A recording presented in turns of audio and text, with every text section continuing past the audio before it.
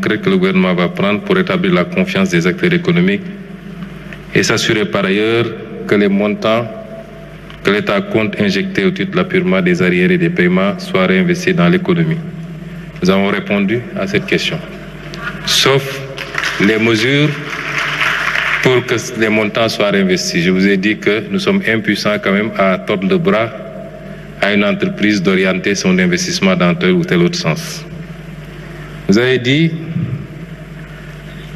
dans le but de relancer l'investissement privé international, quelles sont les réformes concrètes prévues au Code des investissements, au Code des douanes, au Code général des impôts? Nous avons répondu à cette question puisque les réformes seront bientôt finalisées pour ces différents codes. Dans le but de relancer l'activité économique dans les secteurs primaires, secondaires et tertiaires, quelles sont les mesures incitatives et réformes précises décidées par le gouvernement? Ça, c'est dans les différents codes. Dans le but de relancer la consommation intérieure, quelles sont les mesures que le gouvernement a décidé de prendre pour augmenter le pouvoir d'achat des différentes tranches de la population, y compris les salariés du public et du privé? Nous avons répondu à cette question quand nous avons développé sur les axes de la réforme et sur les impacts attendus. Quelles sont les réformes précises envisagées, notamment dans le Code du travail et le Code général des impôts, pour favoriser l'insertion et l'emploi des jeunes? Le Code du travail est quasiment finalisé, le ministre du Travail est ici. Je crois que dans les prochains jours, il sera certainement approuvé en Conseil des ministres et présenté à l'Assemblée. Donc, vous avez posé un certain nombre de postulats. Ce qui a été présenté ici répond quasiment à toutes vos questions. Maintenant, vous déplacez légèrement le curseur pour entrer dans les filières, l'agriculture, la pêche, etc. Je l'ai dit, ce plan, évidemment, sur un point, nous pouvons trouver un consensus, et c'est un débat que j'ai eu avec le ministre de l'économie jusqu'à hier. Est-ce que c'est un plan de redressement des finances publiques ou est-ce que c'est un plan de redressement économique et social? Si on s'était limité à la première partie du plan, notamment les mesures de mobilisation de ressources pour nous permettre d'avoir une marge sans pour autant développer sur le reste, notamment les axes et les impacts sur lesquels nous avons visé particulièrement des retombées économiques et sociales, votre question aurait pu avoir sa pertinence et j'aurais accepté qu'on fait un plan de redressement des finances publiques. Mais ce plan va au-delà. Il ne règle pas toute la problématique économique, je suis d'accord, mais il va y contribuer de manière substantielle. Il ne réglera pas toute la problématique sociale, mais la partie publique de la problématique sociale pourra trouver solution à travers ce plan. Et donc, je crois que ce plan est totalement différent du PREF, du PREC, du PRES et de tous les autres plans qui ont été, et j'ai pris sur moi-même de développer 2 ou 3 slides sur les différences entre ces différents plans.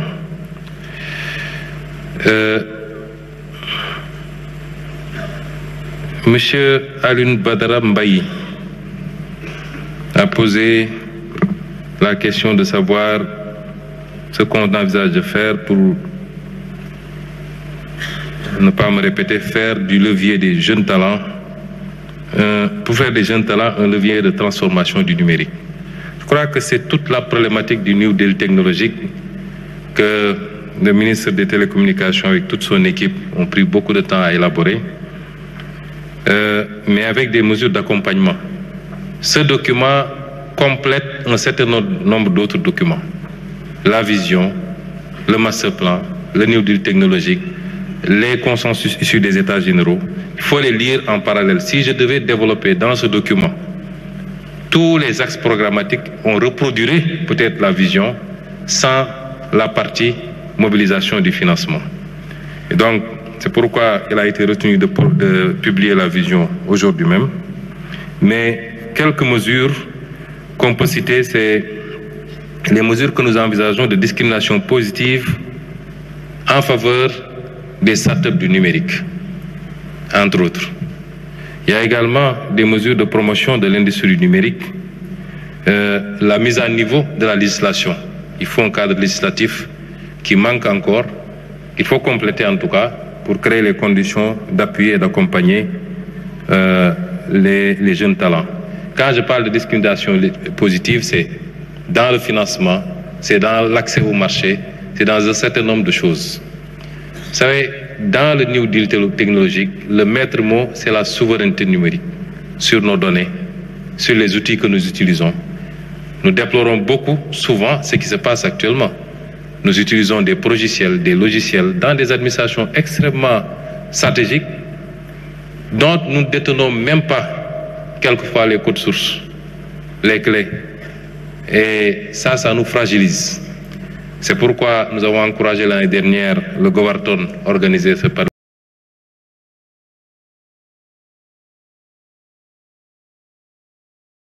de la fonction publique. Aujourd'hui, je ne trahis même pas un secret, parce que le président de la République, le numérique, c'est une obsession pour lui, plus que pour moi-même d'ailleurs. Et je pense qu'avec la libération des emprises, il y a beaucoup de choses qu'il prévoit spécifiquement pour donner corps à ce hub numérique que nous voulons voir naître au Sénégal. Le doyen Mody Gorio a posé un certain nombre de questions. Je le rassure que nous ne sommes pas là pour satisfaire aux injonctions de qui que ce soit. Et c'est pourquoi d'ailleurs nous avons fait cet exercice. C'est parce que nous voulons nous donner l'autonomie, la liberté et la souveraineté sur nos décisions. Vous n'avez pas entendu parler de si aujourd'hui nos partenaires, parce que rien ne justifie le retard qu'il y a actuellement avec le Fonds monétaire international, rien. Demande tel document, tel autre document, et ils ont leur part de responsabilité sur la situation dont nous avons hérité. Ils ont leur part de responsabilité. Parce qu'ils ne peuvent pas venir chaque année faire des revues, faire des staff visites et ne pas voir quelque chose d'aussi gros. Donc, ce qui aurait dû être fait depuis longtemps, j'espère qu'il n'y a pas de politique mêlée à cette affaire-là, c'était de signer un nouveau programme avec le Sénégal et de continuer le travail que nous sommes en train de faire. On a l'impression qu'il y a un souci d'asphyxier le pays, mais le pays tient encore. Beaucoup de gens nous disent, mais comment vous faites avec cette situation? Le pays tient encore. Et mon souhait, c'est que nous puissions sortir de cette situation à travers les efforts que nous aurons fournis par ce plan de redressement. Maintenant, si entre-temps, évidemment, la situation se décantait et qu'avec le fonds, nous puissions avoir un programme, tant mieux. Tant mieux, parce que le programme du fonds en tant que tel, ce n'est pas ça qui nous fait vivre. Le fonds, c'est une garantie. Quand vous avez un programme avec le fonds, ça rassure les marchés, ça rassure les investisseurs. Mais la seule mesure de taxation des jeux de hasard nous donne des ressources supérieures au programme du fonds. La seule mesure de taxation des jeux de hasard. Cela veut dire quoi? Ce que le président a dit tantôt. Si nous croyons en nous, nous pouvons le faire. Et ça nous laissera une plus grande latitude à négocier librement avec tout autre partenaire bilatéral, multilatéral, pour les investisseurs également. Nous aurons au moins cette latitude-là. Les priorités sociales, effectivement, c'est pourquoi le plan que nous proposons n'est pas un plan d'austérité. Un plan d'austérité vise à comprimer les dépenses, à limiter les offres en biens et services, les services sociaux, pour pouvoir rétablir des équilibres. Nous trouvons les moyens de nous aménager des marges budgétaires justement pour renforcer cette offre sociale. C'est totalement différent et vous l'avez compris dans votre réaction. L'éducation nationale, c'est une priorité, c'est-à-dire c'est bien de faire des infrastructures, faire des autoroutes, faire des stades, de faire lu baax la mais bala nga naan naam ne fa Sénégalais yi li leen njëkk a yitteel mooy nañu faju nañu jàng nañu am dëkkuwaay nañu nu mu tuddati yooyu mooy seen priorité nañu am ndox nañu am courant fu ñu munti nekk ci réew mi et ça c'est les fondamentaux du développement. Le capital humain c'est important et ça c'est l'éducation, c'est l'enseignement supérieur. Malgré les contraintes, nous faisons énormément d'efforts pour ces secteurs-là. Si nous consentons à recruter d'un seul coup 500 enseignants du supérieur, plus que le recrutement sur les 10 dernières années, en un seul recrutement, et nous ferons les efforts. Les premiers retombées, c'est pour finaliser rapidement toutes les infrastructures des universités en termes d'offres de lits, de restauration, en termes de construction de nouvelles universités. C'est une priorité pour nous. L'enseignement élémentaire, l'objectif de réduction des abris provisoires dans les plus courts délais. Donc ça, c'est des priorités. Et nous ne serons jamais, personne ne pourra nous mettre une pression pour changer ces orientations-là. Après, qu'on fasse en même temps les infrastructures qu'il faut, les routes, les autoroutes, les aéroports, c'est tant mieux. Mais la priorité, c'est de répondre aux besoins primaires des Sénégalais. La corruption, les surcoûts, vous savez, depuis qu'on est là, nous avons créé à la primature ce qu'on a appelé le comité de relecture.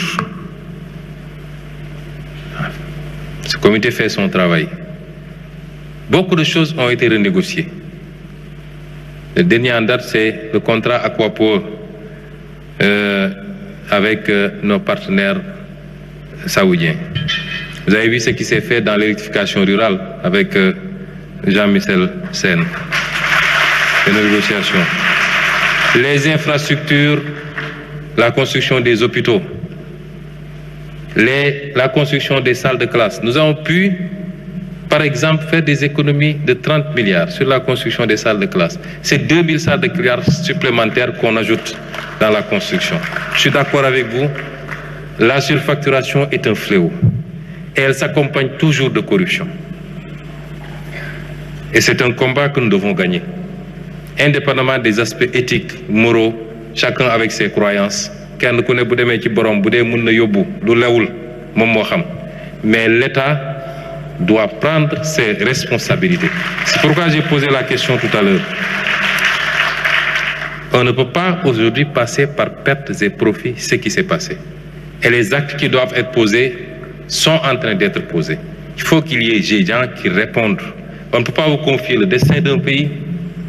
Vous vous permettez d'établir des procédures parallèles pour endetter le pays dans l'opacité totale et léguer au régime qui suit, mais aux générations à venir, sur 20 ans, sur 50 ans même, une dette dont on ne connaît ni totalement les contours, mais surtout la destination, quelquefois. C'est pas ça, c'est un crime financier extrêmement grave. Il ne faut pas qu'on le banalise. Et ceux qui l'ont fait sont là.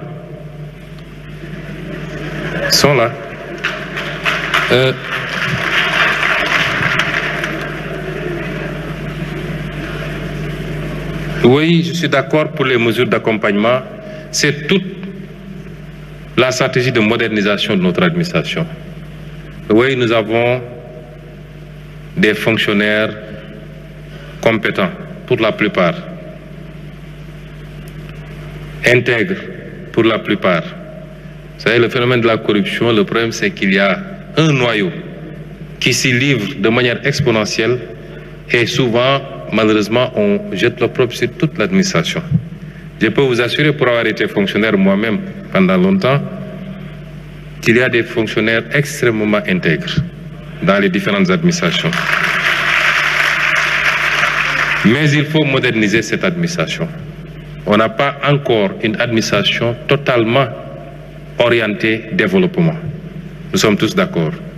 Les questions de célérité dans le traitement des dossiers en sont une preuve. D'où la politique de modernisation, la digitalisation des procédures qui permettrait peut-être par un clic souvent de régler des problèmes. L'identité numérique qui est en cours de confection.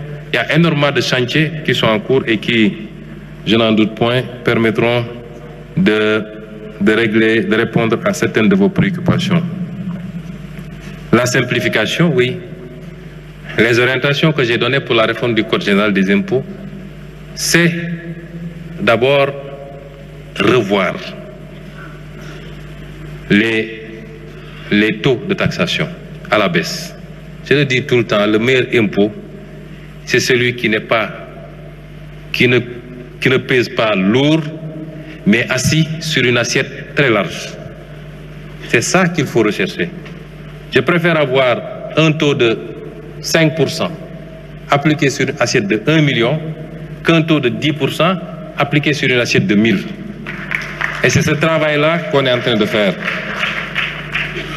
Simplifier également les procédures et les impôts. Il y a beaucoup d'impôts, quelquefois.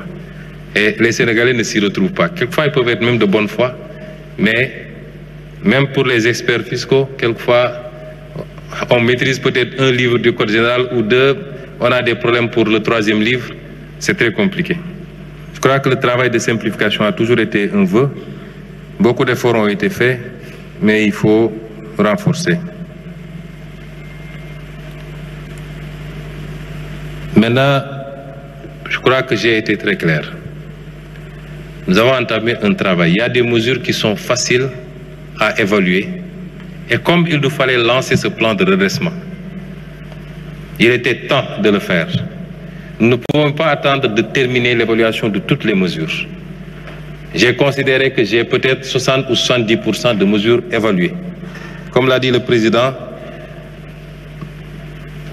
le niveau de précision, on y a mêlé tous les services, le ministère de l'économie, le ministère des Finances, les statisticiens. J'ai dit, je ne veux pas qu'on m'énonce des mesures sans les évaluer. C'est très facile d'énoncer comme ça, mais je veux que ces mesures soient évaluées. Parce que dans ma conception des choses, c'est très facile d'avoir un programme. Mais tant que ce programme ne vous dit pas comment on va le financer, c'est une profession de foi, ce n'est pas un programme. Et c'est ce qu'on a toujours fait dans ce pays. Regardez le presse Covid. Si vous lisez financement, nous allons voir les bailleurs, financement concessionnel, dons, tirage FMI, etc. C'est ça qu'on vous dit. Mais on ne vous dit pas comment on va faire nous pour mobiliser des recettes ici. Et ce travail, nous l'avons fait, et les 50 milliards, considérez que c'est provisoire. Je vous ai lu une dizaine de mesures sur la réduction du train de vie de l'État. Mais je ne peux pas vous dire tout de suite, quand on va mettre la centrale d'achat, qui va en dehors de quelques types d'achats très techniques, par exemple, l'acquisition de produits pétroliers ou les produits pharmaceutiques. On peut laisser la SAR, produits pétroliers, on peut laisser comment s'appelle l'agence qui s'occupe des produits pharmaceutiques.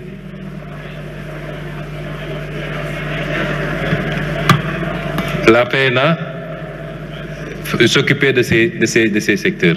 Mais pour tout le reste, les mobiliers de bureau, les billets d'avion, le matériel informatique, tout ce que vous voulez, si on centralise les expériences ailleurs, c'est qu'un pays comme la France a ce qu'ils appellent l'agence pour les achats de l'État, AAE. Cette agence centralise les achats. Et les statistiques dont nous disposons, c'est que c'est des gains substantiels qui sont réalisés quand vous faites ça. Mais je ne peux pas vous dire tout de suite que ce sera 100 milliards ou 200 milliards. Le travail continue. C'est toutes les mesures sur ce plan-là. Mais j'ai pu vous assurer que toute charge non indispensable, superfétatoire, redondante, sera supprimée de l'administration. Par contre, cela ne veut pas dire aussi qu'il nous faut aller vers le misérabilisme. L'administration a besoin de moyens pour travailler et faire des résultats. Maintenant, nous n'avons pas dit que nous allons... Les mesures d'accompagnement, oui, mais nous n'en sommes pas encore là parce que nous ne sommes pas dans l'optique de tout de suite et maintenant de réduire des emplois. Et il y a un travail qui sera fait d'accompagnement dans les fusions, dans les suppression de services. M. Abdelaziz Kébé nous parle de marge encore. Oui, il y a énormément de marge encore. C'est pourquoi moi je dis, repartez dans mes écrits. Mon livre « Solutions » de 2018. Ce que j'avais dit sur les marges budgétaires dont nous disposons. Et j'avais conclu que ma conviction, c'est qu'on n'a pas encore exploité peut-être le tiers même de nos capacités. Vous avez parlé des dépenses fiscales. Chaque année, je ne sais pas si ça se fait jusqu'à présent, il y a le rapport sur les dépenses fiscales. Nous allons y travailler. Les exonérations, regardez les renégociations dans le domaine des cimenteries par exemple. Mais on ne peut pas avoir une cimenterie qui en phase d'exploitation continue à avoir des exonérations. 15 ans, 20 ans, 25 ans plus tard, elle a des exonérations. Et vous savez c'est quoi? C'est minimum 300 milliards par an que nous perdons. Donc sur les dépenses fiscales, nous sommes d'accord. Les restes à recouvrer, oui, mais ne prenez pas les chiffres tels quels, parce qu'il y a toujours un stock non viable dans ces restes à recouvrer. Ça a été toujours comme là, et le travail sera fait pour apurer. Il y a, je n'ai pas voulu apurer le patronat, mais il y a la dette fiscale de 1700 milliards, qui n'est pas encore, qui doit être payée, mais on ne va pas vous les demander tout de suite. Je ne veux pas vous apeurer, mais c'est une marge également. Il y a eu des mesures de suspension durant la Covid, mais il y a d'autres types de dettes qui sont là. Mais pour accompagner justement le patronat auquel nous devons également de l'argent, on peut faire une convention de dette croisée. Vous nous devrez encore beaucoup. Mais nous sommes là aussi pour vous. Et tout ça, c'est des marges, effectivement. La répartition de la charge, impôt direct, impôt indirect, ça... Toutes les économies sous-développées, malheureusement, ont cette inversion. Dans les économies développées, c'est le contraire. Évidemment, nous allons travailler à remonter cette pente-là et revenir à des équilibres plus acceptables. Les questions de transfert du recoupement et autres, je laisserai au ministère des Finances le soin de voir les meilleurs schémas. Douane ou trésor ou impôts, ils verront. La réforme de la fiscalité locale, c'est un chantier avec le ministère de l'Urbanisme et le ministère des Finances. Dans le cadre de l'acte 4 de la décentralisation, corrélé au pôle de développement, nous sommes en train d'y travailler. Mais si vous repartez dans nos écrits également, j'avais coproduit un ouvrage avec l'actuel ministre de l'Urbanisme sur notre vision relativement à la décentralisation, c'est de régler définitivement la viabilité financière des collectivités territoriales. Nous sommes l'un des pays qui a le taux de transfert le plus faible. Comparé même au Mali qui a 12%, au Maroc qui a 20%, nous on est encore à moins de 5%. Il faut relever substantiellement ce taux à travers les transferts, mais à travers également l'accroissement de la fiscalité locale. Et ça, c'est doctrinaire chez nous. Nous allons continuer à y travailler.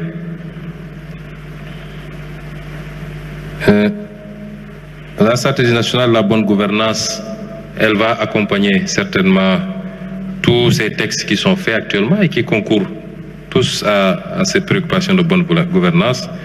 Mais c'est un chantier auquel peut-être vous serez conviés, qu'on finalisera pour compléter le package dont a parlé le président tout à l'heure. Oui, moi je pense que quand on a géré un pays, quelle que soit votre fonction, président, Premier ministre, ministre, directeur général, vous ne devez pas pouvoir,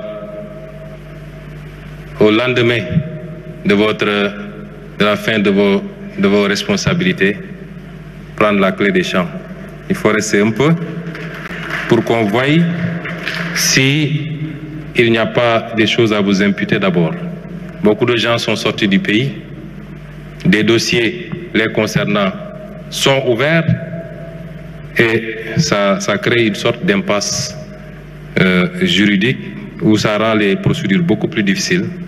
Je pense qu'à un moment donné, peut-être c'est ce qui avait motivé la prise de certaines décisions interdisant certains de sortir du territoire. Beaucoup ont dit que c'était illégal. Et il faudrait peut-être légiférer pour donner une base légale à tout ça et renforcer un peu la reddition des comptes. Madame Mamdiara Ndiaye de la société civile, nous sommes tout à fait ouverts pour impliquer, associer la société civile à ce que nous faisons. Toutes les bonnes volontés, toutes les compétences sont les bienvenues aujourd'hui. Parce que le pays n'appartient pas aux politiques, il n'appartient pas seulement aux tenants du pouvoir, il nous appartient à tous. Il faut juste qu'on s'entende sur les règles de collaboration et de travail et que les rôles soient bien compris de part et d'autre. Comme je dis souvent, il ne s'agit pas de co-gouverner. Dans une démocratie, ceux qui sont allés à la rencontre du suffrage, qui ont la confiance du peuple, avec un programme, au moins durant leur mandat, doivent gouverner. C'est comme ça que ça se passe. Maintenant, on a besoin d'écouter, de nous enrichir des expériences des uns et des autres. Et sous ce chapitre, nous sommes tout à fait ouverts. Nous prenons au vol votre main tendue et nous sommes tout à fait ouverts à travailler avec toute la société civile. Sauvegarder l'espace de la société civile, nous n'avons aucun problème, nous ne sommes pas là pour grignoter sur l'espace de la société civile. C'est le contraire qu'il faut interroger. Est-ce que la société civile n'envisage pas de grignoter sur le nôtre? Vu les interpellations quelquefois et la teneur, c'est comme si certains de la société civile étaient élus à notre place pour décider à notre place. Mais nous ne sommes pas là, nous, pour interférer sur la société civile. Et enfin, le rôle des femmes. Je crois que dans toutes les politiques publiques que nous développons, nous parlons de plus en plus même de discrimination positive. Les femmes sont les premiers acteurs du développement de ce pays. Je le sais, et c'est pourquoi, partout où j'ai été, à titre personnel, les maigres revenus que j'avais, je les ai alloués à des associations féminines pour les aider à se renforcer. Et c'est ce que l'État va continuer à faire. Et hier, j'étais particulièrement content, lors de la remise des lauréats, de voir qu'il y a quasiment autant de femmes, ou peut-être autant de plus de femmes que d'hommes. Et ça va dans le bon sens. Rassurez-vous, c'est une préoccupation. Et nous allons mettre des mécanismes dans l'accès au financement, dans l'accès au foncier, des mécanismes même discriminants pour permettre à ces femmes-là de s'autonomiser et de continuer à jouer le rôle qu'elles jouent dans la stabilité sociale, parce qu'elles, au moins, remettent l'argent dans la maison. Monsieur Cissé du SYNPICS a parlé de la fragilité du secteur de la presse, la précarité, fragilité économique, précarité éditoriale. Quelle réforme du modèle? Convention État-Presse, FADP. Ce que je retiens dans tout ça, d'abord je renvoie au ministre de la Communication qui, je crois, travaille à des assises, si ce n'est déjà tenu, avec la presse. Mais ce que je retiens, c'est que vous nous dites que le SYNPICS a des propositions. Nous attendons ces propositions avec impatience, nous les examinerons et nous considérons que la presse est un acteur comme beaucoup d'autres acteurs, ni plus ni moins. La presse peut avoir une tribune que d'autres n'ont pas, que les agriculteurs n'ont pas, que les éleveurs n'ont pas, que les pêcheurs n'ont pas. Ça n'en fait pas un acteur plus important que ces autres acteurs. Et elle peut avoir un traitement privilégié parce qu'elle peut bénéficier de subventions que d'autres secteurs n'ont pas. Il n'y a pas de subventions sur le transport, il n'y a pas de subventions sur beaucoup d'autres secteurs. Il nous faut aujourd'hui travailler à un modèle qui permette à tous les acteurs de faire leur travail dans la sérénité, dans le respect des cahiers de charges, dans le respect de la déontologie et jouer le rôle que chacun doit jouer. L'État jouera son rôle, la presse jouera son rôle. Sous ce chapitre, nous sommes tout à fait ouverts et c'est les instructions que j'ai données au gouvernement et particulièrement aux ministres, et c'est les instructions que le président de la République a données. Maintenant, le modèle ne peut pas être uniquement adossé sur les relations avec l'État ou le financement public. Il faut beaucoup d'autres choses, à mon avis, pour la viabilité de la presse. Je rends hommage à tous ces journalistes qui font correctement leur travail, qui sont professionnels, qui respectent la déontologie. Je leur rends hommage parce qu'il y en a, et fort heureusement. M. Amadou Seck a parlé de la place importante de l'industrie dans l'agenda. Je salue l'initiative du CIS Agra dans le domaine de l'ensilage, des œufs à couver, des formes modernes de vaches laitières et des infrastructures de stockage. Mais l'industrie est au cœur. C'est la première préoccupation. Vous ne pouvez pas réussir une politique dans le secteur primaire si par ailleurs vous ne parvenez pas à l'absorber par la transformation. L'industrie est fondamentale. Et il y a peut-être un mois, M. le ministre de l'Industrie a présenté un plan de développement industriel en Conseil des ministres. Un plan très ambitieux, avec des secteurs clés sur la transformation. L'industrie de transformation des phosphates, métallurgie, sidérurgie, l'industrie halieutique, ainsi de suite. C'est un plan très ambitieux et c'est pourquoi j'ai dit que les retombées de ce plan de redressement seront partiellement orientées vers cela. Accompagner nos industriels qui ne peuvent pas aujourd'hui, s'ils ne sont pas protégés, c'est pourquoi les réformes législatives sont importantes, ne peuvent pas compétir face à un industriel chinois, japonais, français, allemand, c'est pas possible. Il faut de la protection. Il faut de l'accompagnement, il faut de la facilitation à l'accès au financement. Il faut aussi, dans le cadre des partenariats, souvent nous nous déplaçons, il y a beaucoup de retombées. Aujourd'hui, nous avons énormément d'appétit manifesté par des boîtes chinoises après notre visite là-bas. Les visites du président de la République, c'est la même chose. Mais nous essayons d'encadrer en poussant à un partenariat, à des joint ventures avec nos industriels. Ça vaut également pour le domaine du BTP, qui est une forme d'industrie, transfert de technologie, joint venture, etc. Maintenant, le souci, c'est que d'habitude, notre secteur local n'a pas les épaules suffisamment larges pour pouvoir gérer tout seul des chantiers d'une certaine envergure. C'est ce travail-là, avec le FONSIS, avec toutes les autres organisations, et les réformes que nous voulons faire, que nous devons engager, qui permettra certainement de vous accompagner. Les hydrocarbures, oui, j'ai parlé tout à l'heure de l'accès. Je n'ai pas parlé de renégociation dans le domaine des hydrocarbures. Pour le moment, je n'en parle pas.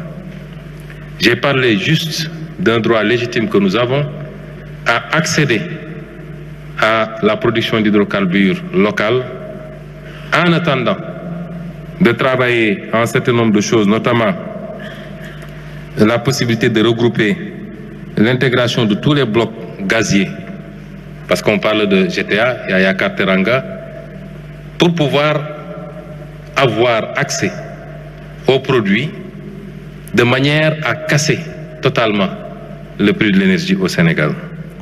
C'est un élément important. Je crois qu'en 2026, nous aurons les premiers, je l'espère, je le crois même fermement, parce que nous avons fait ce qu'il fallait faire. Et nous ne voyons pas pourquoi nos partenaires nous empêcheraient d'accéder à cet approvisionnement en gaz local. L'objectif principal, c'est de renforcer le gaz to power, le gaz to industry, comme dit le ministère de l'Industrie, mais également l'énergie domestique, de réduire le coût de l'énergie des ménages. Maintenant, nous avons beaucoup d'autres, notamment la mise en place progressive du réseau gazier sénégalais à partir de 2027. Ça a beaucoup contribué à alléger la charge pour les industriels. J'ai parlé de l'accès à l'énergie solaire. Il y a l'accélération du projet SAR 2.0 qui va impacter très positivement. Et la contractualisation avec l'État sur des durées beaucoup plus longues.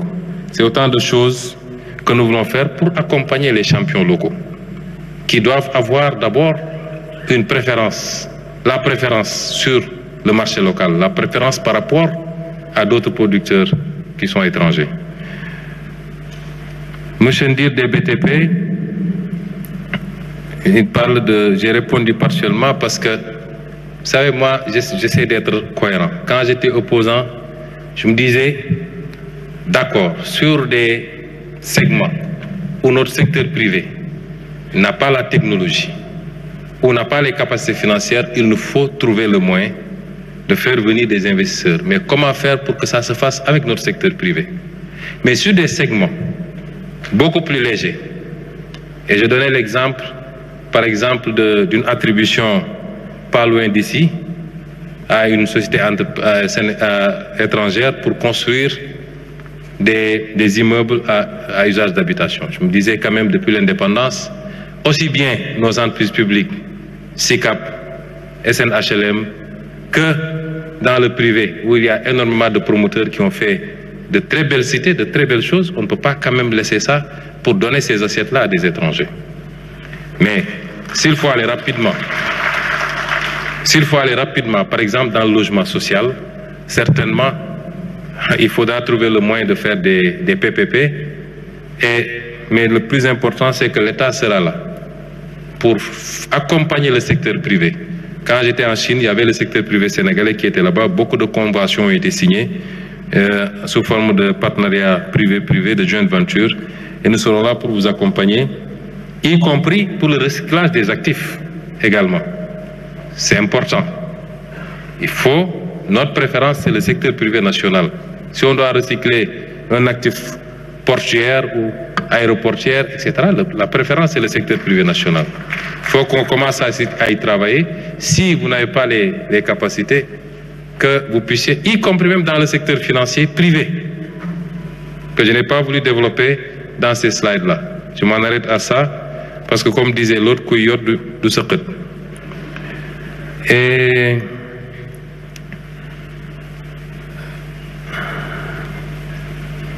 M. Ousmane Sy a parlé du secteur informel, la concurrence rude, la formalisation, ainsi de suite. Je crois que j'ai parlé beaucoup de la formalisation. Le secteur informel aujourd'hui, vous savez, une bonne partie, peut-être 80% ou 90% du secteur informel n'est informel que de nom. L'informel se définit par l'insaisissabilité. Un ambulant fait de l'informel. Mais quelqu'un qui a un magasin, qui a un compteur d'électricité, qui a un téléphone fixe, qui a une adresse où on peut le trouver, n'est pas informel. Et malheureusement, tous ces gens-là, on les met dans l'informel. Ils sont informels par le refus de formalisation, donc statutairement, mais physiquement, ils ne sont pas informels. Et ces activités-là qui doivent rapidement migrer vers le secteur formel. Nous allons mettre en place des plateformes de facilitation à la formalisation. Parce qu'il y a énormément d'avantages à se formaliser également. Les guichets uniques et beaucoup d'autres mesures d'accompagnement. Je crois que lors des assises de l'industrie et du commerce, tous les accords qui ont été trouvés, notamment pour l'accompagnement des PME-PMI, nous allons les mettre rapidement en exécution, en espérant maintenant que de l'autre côté, il y aura la volonté. Parce que l'État peut mettre tout le dispositif qu'il faut, tant que les gens refuseront de se formaliser, par crainte, parce qu'ils pensent qu'ils seront dans des fichiers, ils devront payer des impôts, etc., ça va être très difficile. Il y aura la phase communication, discussion. Et je suis d'accord avec vous au moins sur une chose. Et ça doit aller avec notre politique industrielle. Il faut protéger notre artisanat local. On produit beaucoup de choses dans les villages artisanaux, à Ngaï, partout. Si on permet, nit ñi mëna dem andil ñu ay carax yu ñu defaree dëkk bu ma bañee tudd nga xam ne boo ko solee 1 mois mu dagg mais mën nga ko jënd à 500 francs au lieu d'aller acheter bu ngaay nga xam ne mën nga ko sol peut-être 3 ans parce que der bu dëgër la, ça posera problème. Il nous faut protéger nos secteurs productifs. Et c'est ça, avec une communication aussi pour que les Sénégalais consomment de plus en plus sénégalais. Nous faisons l'effort, hein? Nous, le président de la République, moi-même, même si on s'habille costume, cravate, on a cravate du mot bitimbre, ouais, costume, chemise, c'est fait ici, au Sénégal. L'une des priorités, c'est le développement de l'industrie textile, justement. Ça entre toujours dans ce cadre-là. Donc aujourd'hui, il nous faut des politiques de protection. Là où nous avons de la production, même embryonnaire, il nous faut, par des taxes et des surtaxes, décourager plus ou moins l'importation pour permettre à ce secteur-là de pouvoir se développer, occuper le marché local et peut-être exporter plus tard. Mais si vous ne produisez pas, ce n'est pas la peine de protéger. Parce que boba nit ñi duñu am luñu sol, duñu am luñu lekk. Li nga soxla bu dee matul mënoo ko produire ci réew mi, tu es obligé d'aller le chercher autre part également. Et donc le premier défi, c'est le défi de la productivité, de la production, la performance dans tous les secteurs, l'agriculture, l'élevage, la pêche, les ressources naturelles. Ensuite, la transformation. Le tertiaire vient après parce qu'on aura de quoi distribuer et peut-être exporter. Je crois avoir Pape Natango Mbaye, oui, sur le handicap. Nous sommes très sensibles au handicap. Yow modèle nga, exemple nga. Daaw jotoon naa dalal à la primature ay xale yuy jàng ànd ak ay laago. ñii problème mu dégg la, ñii problème mu gis la, ñii ay membre la, etc. ma dalaloon leen primature après concours général bi. ñu am ay engagement yu ñu jëloon te ñu ngi koy suivre te dinañ ci jàpp bu baax. am laago mënul exclure nit ci société bi et tu en es la preuve vivante. bëri na fii ci salle bi ñoo xam ne boo leen yóbbu woon baccalauréat série S mathématique moom gëw ma dinañ ci am 3 wala 5. kon message bu fort la ñépp ñu am laago te taxaw leen a toog. am na ñu gis ñu nekk ci mbay mi am na ñoo xam ne ñu ngi ci artisanat bi te pourtant ñi ngi yor seen laago. loolu exemple la boo xam ne li ñu war a njëkk a inspiré te xam naa ni madame Mayma Dièye ministre de la solidarité mu ngi ciy liggéey lu bëri ndigal ma jox tout le gouvernement suñu yéene su may wax orienté vers l'éducation nationale mooy renforcer des structures yoo xam ne mun na jël ñi am laago. xoolal xale yi nga xam ne dañoo am lu mel ni autisme kenn gënu leen intelligent mais seen jàng dafa difficile parce qu'il faut ñu am kenn ku ne ci ñoom surveillant bu koy suivre tout le temps. xoolal xale yi nga xam ne dañoo am albinisme nga xam ne léeg-léeg pop crème bi ñu war a diw seen yaram pour naaj bi bañ leen sonal mënuñu koo am. façon laago yi dafa bëri suñu yéene mooy créer les infrastructures yuy accompagner ñooñu ci seen njàng wala seen njàng métier wala ñi ci nekk ci mbay mi wala napp bi ñu accompagner leen def une politique de discrimination ci accès au financement ak yeneen. waaye aussi accompagner leen ci insertion bi. démb bi ñuy jóge fii may gunge président dama ko ne suñu doom ji il faut ñu am traitement spécial xaw ma dañ koy wutal salaire wala yu mel noonu ñu mel noonu dañ leen war a jàppale traitement spécial. ba ci infrastructure yi ñu war a def peut-être suñu niveau de développement eggagul foofu mais ñu fexe ba bu ñuy tabaxati des locaux publics même privés ñu sóoraale ñi nga xam ne dañuy dund ak laago ba ñu mën a déplacer wu dans les meilleures conditions.